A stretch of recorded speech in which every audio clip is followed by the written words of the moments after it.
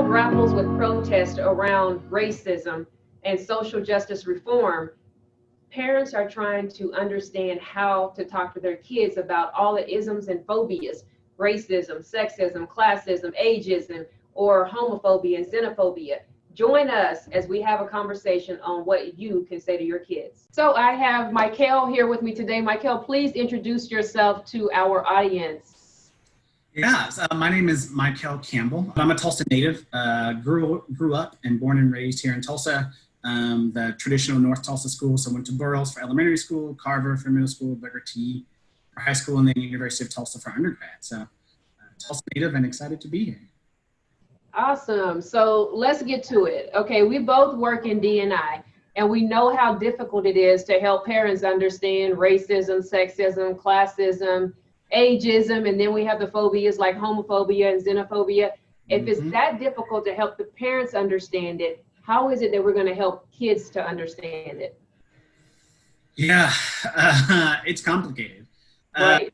I think for me, I get a passion from knowing that the benefit of kids or students, as I like to think of all of them, is that they've had less years here being socialized, and a lot of the same ideas that for adults we've just known to be true for years, right? So students don't struggle the same way when introduced with concepts because they don't have 50 years telling them the opposite information of what we're trying to share with them. So I think that's a place where it for me, like why a passion for students and for kids is because they really are wanting to learn about the world. And at that stage where they're so formidable, it's important that we are exposing them to multiple perspectives that may or may not align with their personal experience. Right. So that kind of brings me to the next question. If the parents don't value it, they don't value diversity and inclusion, how do you talk to those children? Because they're going home and they're hearing all kinds of things. Those things may be hateful. You know, they just, I mean, it could be something, it could be biased, whatever it is. So how do you get to those kids knowing that they're hearing something totally different? Yeah, that's a real thing. I mean, I can name dozens of students where I've talked and that's their experience. And I personally really center on the four walls of a classroom or the four walls of a school building, right? Our ideas of safety in the world is something that's hard to control. But I can say that in these four walls, the way we will treat each other, the same way you opt in when you go to work, the same way you opt in when you join any community, is that we have a different level of expectation when you're in this space. And so particularly for students, like that is the place where we come from. It's this idea that while we are here, we will treat everyone with this level of respect. We will lean into these things that we believe are true, which is that all people, regardless of their differences, can coincide and work together. And we make that as an expectation for in these walls. And so knowing that they're going to go back and experience different things at home is the world that we all experience, right? Work is different than home and different than school. But we really focus on the importance of now and in the moment and the people we are doing the work with today.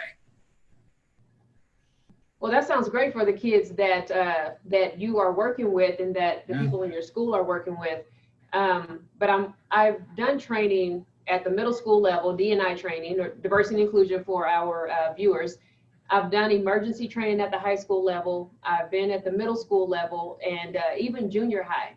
And so people tell me a lot that they're excited for our kids because their kids are so much better than the previous generations.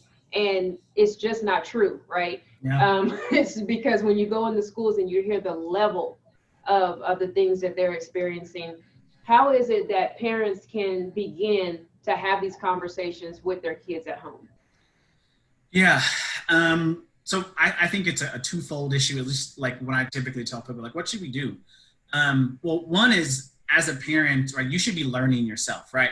I, as a cisgender, like Black man, I still have learnings to do that I will continue to do, that I'll need to do in order to like actually talk to my child about things that I've personally not experienced, right? So it's valuing your learning as a first piece. The second is finding like helpful resources that support that, right? Because no one is the holder of all knowledge. And so a great tool that I often ask parents to utilize, there's a resource called Teaching Tolerance at tolerance.org. And it has everything from, you know, pre-K 3-year-olds, what should these conversations about difference be, to graduate level in college, like how these conversations can be productive. And so I like that resource because I think it helps parents and families, just regardless of what age range they're working with, have a framework to be able to talk to kids with. Well, do you think there is a such thing as talking to kids too young about isms and phobias? Do you think we need to start later or earlier? Yeah. I think if it comes to using the terms like the isms and the phobias, right, I think there is an age where that becomes appropriate. Talking about our difference and talking about how people judge based off difference, that starts at 3 or 4, right? Kids notice and are aware of race at a very young age, right? So I think like that's the places I may not be able to explain to a child using the academic language of institutional and internalized racism, right? But I can talk to a student about how Black people have had a different experience, and that starts at a very young age. So I think like that's where some discretion often comes at is we can talk about the content and we can be real with our kids, and you can make sure that you are using appropriate language when you do that. So one question I have is I hear you talk about the schools. One of the biggest issues in the school regarding race is use of the N-word. Do you have any thoughts about that? Because teachers tell me they hear it in the halls all day. They really don't know how to deal with it.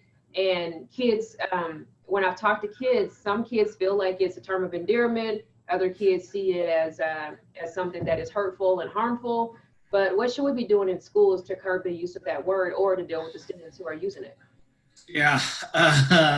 Well, there's no straight answer. Right. I could talk a strategy that I have used, and this is, you know, as someone who I taught 3rd grade and I've taught juniors and seniors in high school.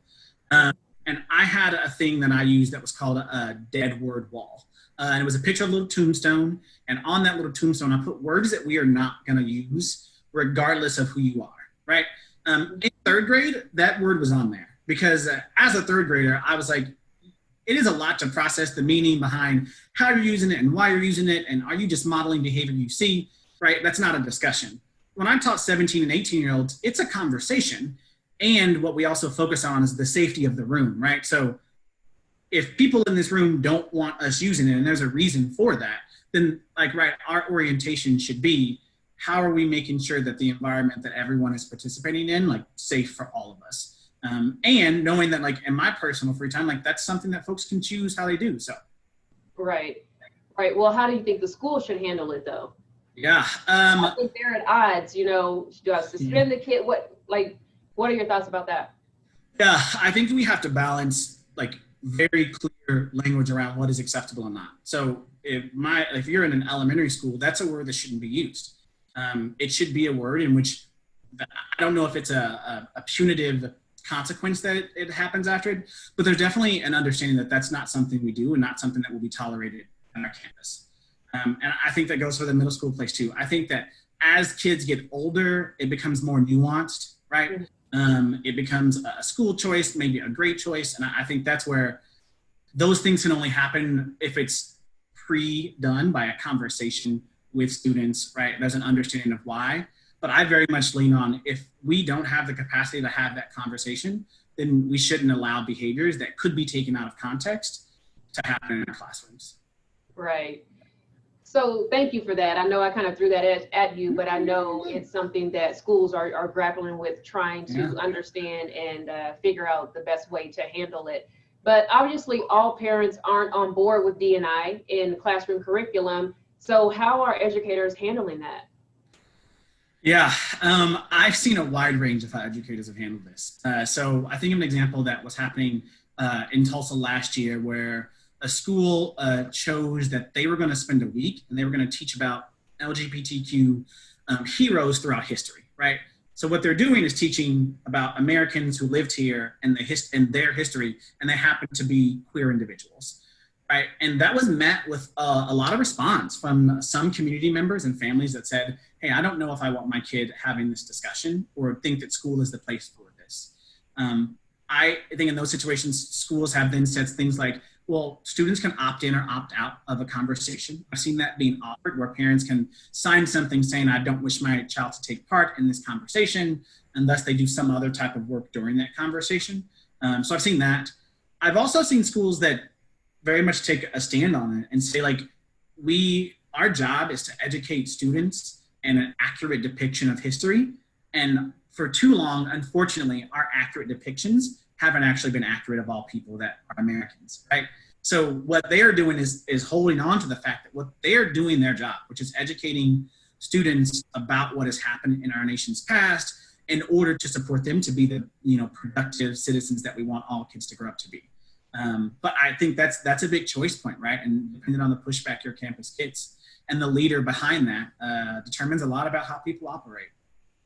Exactly, because is it fair that they get to opt out of that? Because for so many kids, especially Black kids and people of color, we haven't been able to opt out of how we've been taught history. And to your point, it has not been taught correctly, forever. So given a choice to opt out of it seems like a cop-out. Yep, and I think that's the place where that's a real thing. My belief is like that should not be a thing where people have that choice, right? It happened. I'm just explaining what happened. And I think as folks who, what'd you say? I said, you're like, it's not me. I'm just telling you what happened. Oh yeah, my God. It's not a choice I would make. But I think that's also the trickiness, right? If you want parents involved in a school, right? You want parents to be there and support the choices you make, then you often give parents choices. And I think that as schools grow and as there's more of these conversations happening, right? In 2020, there was a lot more that happened than there was in 2016, right? Just here in Tulsa. So it's even that idea is that as we have more of these and they're more normalized, maybe that's an option that we don't offer. The same way that, it would be incomprehensible to say, well, my kid doesn't have to come to school in all of February because they're going to teach Black History Month, right? We wouldn't. I'm just thinking, opting out of reading literature with the Nword in it. Can I opt out of learning about slavery because they don't tell the whole story is not told? I see so many issues with that. So yeah. I won't get on my soapbox. So I'll move on. So I'll be up there with you. Okay, cool. I won't be by myself. So we've had a lot of discussion. What is it that you think that that people can take away from this discussion that's going to be most important for them? Yeah, I think the one thing is what is our role often as parents, right? Or what is our role as educators? And it is oftentimes to protect and steward that student or that kid along through their life until they're at the place in which they are beginning to make a lot of choices by themselves. And I believe that the only way to actually do that is to expose our children to the realities of all people. And I don't think that should be a confrontational or something that is tensions between people, right? So if I say, like, what should people focus on? It's the idea that there's nothing wrong with being exposed to multiple experiences that people are having. And if that is something that folks struggle with, I think that's a helpful place for you to reflect on what is the fear behind my kid learning about someone different than them? Right.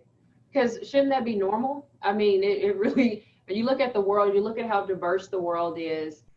We know it's going to be minority majority by 2042. At least that's the prediction. So for people to still be thinking that I don't want my kid proximate to kids that are different seems way off base. Yeah. So. Right. And I think off base and like un-American, right? We are, at least we claim to be a society that really focuses and prides ourselves on multiple people living together. And you can't live with folks you don't know about, and you can't learn about people if you're not around them, right? So we have to start somewhere. Right, and it continues to perpetuate all the isms and phobias because we don't know each other at all. We're living in silos. So, Michael, this has been great. Can you please tell people where they can find you, where they can connect with you, learn more about your work? Yeah, feel free to follow me on any social media account. So I go under Mr. Michael, that's on Instagram and Twitter. And then if anyone wanted to reach out with questions or anything like that, they can reach me at my email. So lastname.firstname@gmail.com. And I'll send that to you also, that can be shared with your viewers. Thank you. And it's so great to be able to talk to a Black male teacher. You guys are rare. Rarity. Well, thanks for the work that you're doing. Really appreciate it. And thank you for the work that you all do and elevating the stories of so many. It is a true appreciation. You're so welcome. I hope that you heard a lot of great information and tips for how to talk to your kids about all the isms and phobias. Also consider your own friendship base. Is it diverse? do you consume diverse media? Because whatever you do, your kids will follow suit. This is Risha Grant with 2 Works For You.